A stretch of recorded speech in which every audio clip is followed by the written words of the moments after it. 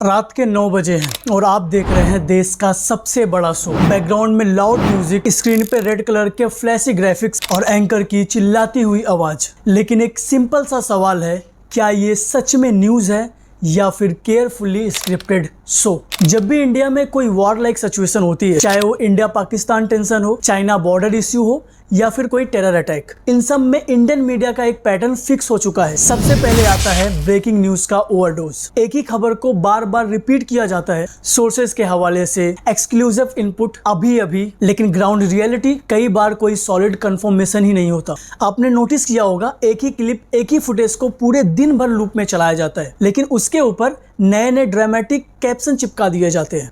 आखिर जिस मीडिया को डेमोक्रेसी का फोर्थ पिलर कहा जाता है, वही इंडियन मीडिया अपने ही देश में अपने न्यूज चैनल पर फेक न्यूज क्यों फैला रही है? और आखिर क्यों एजुकेशन, अनएम्प्लॉयमेंट, हॉस्पिटल की बिगड़ती हुई हालत को लेकर पूरी मीडिया चुप्पी साधी हुई है? नॉर्मली मैं ये कभी नहीं बोलता कि मेरी वीडियो को पूरा देखना, लेकिन इस बार बोल रहा हूँ कि इस वीडियो को पूरा जरूर देखना, क्योंकि बात ही ऐसी है, अगर इस देश का फ्यूचर इस चीज से डिसाइड होगा कि हम इंटरनेट पे, टेलीविजन पे क्या देखते हैं, तो हमारा ये फर्ज बनता है कि हम वही चीजें देखें जो सच हो और जिससे हमारे देश को आगे बढ़ने में मदद मिल सके। सदियों से हम सुनते आए हैं कि सच बिकता नहीं, लेकिन ड्रामा बिकता है, और इंडियन मीडिया ने ये बात बहुत अच्छी तरह से समझ ली है। आज के टाइम पर न्यूज चैनल का मेन गोल क्या है? इंफॉर्मेशन देना, अवेयरनेस फैलाना।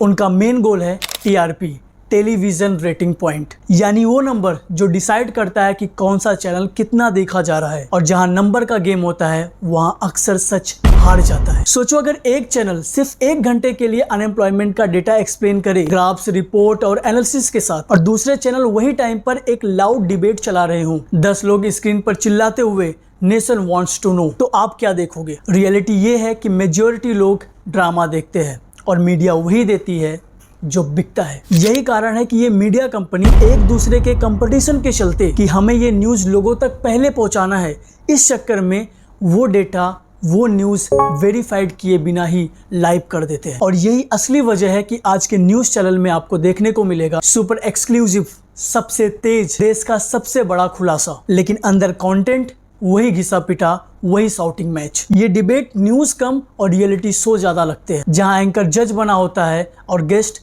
कंटेस्टेंट्स, और इन सब का मिलकर एक ही गोल होता है, लाउड होना, लॉजिकल नहीं। आपको क्या लगता है कि ये सब नेचुरल है? बिल्कुल भी नहीं। न्यूज चैनल को ये अच्छे से पता होता है कि एंगर, गुस्सा अटेंशन ग्रैब करता है, कॉन्फ्लिक्ट एंगेजमेंट बढ़ाता है, और नॉइज साइलेंस से ज्यादा अट्रैक्ट करता है। इसलिए डिबेट्स में ऐसे गेस्ट ही बुलाए जाते हैं जहां डिस्कशन नहीं बल्कि क्लैश क्रिएट किया जाता है, क्योंकि जहां क्लैश है वहां व्यूज है, और जहां व्यूज है वहां एड्स है, और जहां एड्स है वहां तो पैसे ही पैसे हैं। यानी सिंपल लैंग्वेज में, आप एक न्यूज नहीं देख रहे बल्कि आप एक बिजनेस मॉडल कंज्यूम कर रहे हो। और इस टीआरपी रेस का सबसे बड़ा नुकसान ये है कि रियल इश्यूज गायब से हो गए हैं। एजुकेशन क्राइसिस सिर्फ 2 मिनट का सेगमेंट बचा है, अनएम्प्लॉयमेंट स्क्रोलिंग टिगर में छुपा हुआ है, लेकिन celebrity controversy full day coverage, India Pak debate prime time slot, religion या इमोशन नॉन स्टॉप कवरेज, क्योंकि ये सब चीजें इंगेजमेंट देती है, लोगों को इस सब चीजें देखने में मजा आता है और उसी से टीआरपी मिलती है। और धीरे धीरे मीडिया डिसाइड नहीं करती कि क्या इंपॉर्टेंट है, बल्कि लोगों का बिहेवियर डिसाइड करता है कि इस देश में उनके लिए क्या इंपॉर्टेंट है,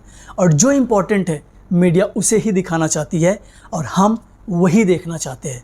तो बेसिकली मीडिया हमें वो दिखा रही है जो हम देखना चाहते हैं, क्योंकि सिंपल है, आप हो व्यूअर्स और आप जो देखते हो वही दिखता है, आप जो देखना चाहते हो वही दिखाया जाता है, क्योंकि जो दिखता है वही बिकता है। और ये एक डेंजरस साइकिल बन जाता है। ऑडियंस ड्रामा देखती है, मीडिया ड्रामा दिखाती है, और इस चक्कर में रियल इश्यूज इग्नोर होते हैं, और हम सबको लगता है कि वो इतने इंपॉर्टेंट इशू है ही नहीं, बल्कि देश में और भी कई इंपॉर्टेंट इशू है।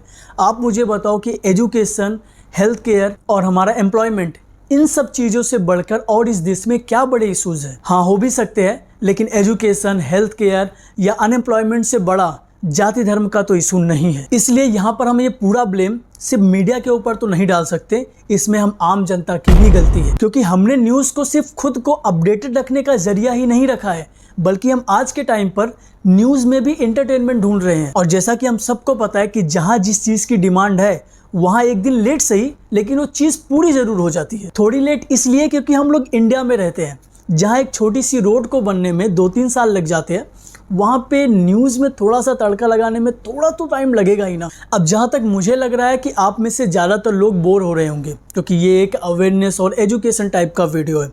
तो इस वीडियो को इंटरेस्टिंग बनाने के लिए मैं फिर से एक स्टोरी का यूज़ करता हूँ, क्योंकि मुझे भी चाहिए ना कि आप लोग यहाँ तक देखो, मुझे टीआरपी मिले, मुझे व्यूज़ मिले। समझ रहे हो ना? तो एक स्टोरी से समझते हैं।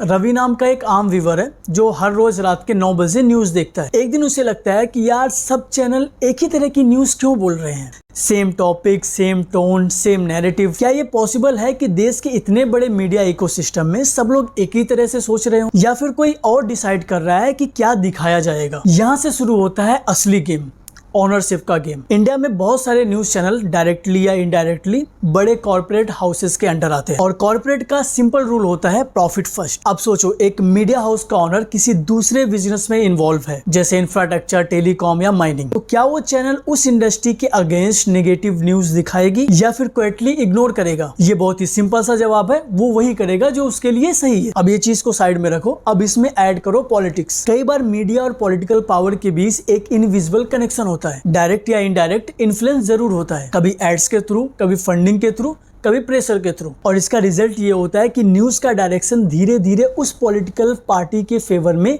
शिफ्ट होने लगता है। अब एक और इंटरेस्टिंग चीज नोटिस करना, जब भी कोई गवर्नमेंट पॉलिसी फेल होती है तो कुछ चैनल उसे एकदम इग्नोर कर देते हैं, लेकिन जब कोई अचीवमेंट होता है तो उसे फुल कवरेज मिलता है।